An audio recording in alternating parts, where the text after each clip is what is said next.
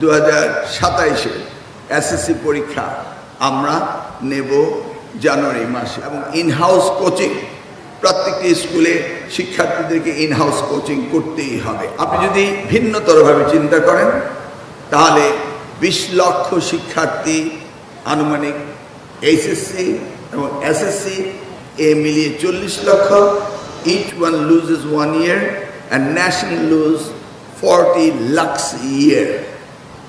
We must realize that. এটা আমাদের demographic ডিভিডেন্ডকে পিছিয়ে দেয়। অতএব শিক্ষা মন্ত্রণালয়ের দায়িত্ব রয়েছে এই সময়টাকে সিনক্রোনাইজ করা। আমরা সেটা করার চেষ্টা করছি। সেই কারণে 2027 এসএসসি পরীক্ষা আমরা নেব জানুয়ারি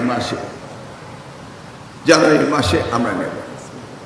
যদিও সেটাকে আমরা একটু পেছাতে পারতাম, কিন্তু রোজার কারণে আমরা অভিভাবকদের সাথে মিটিং করেছি।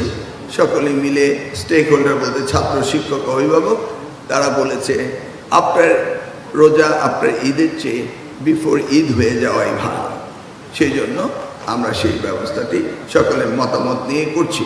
বাট কোর্স আমরা কভার করেছি, অর্থাৎ এই জুনে এসএসসি কোর্স কভার, তারপর প্রি-টেস্ট, টেস্ট এবং ইনহাউস কোচিং প্রত্যেকটি স্কুলে শিক্ষার্থীদেরকে ইনহাউস কোচিং করতেই হবে।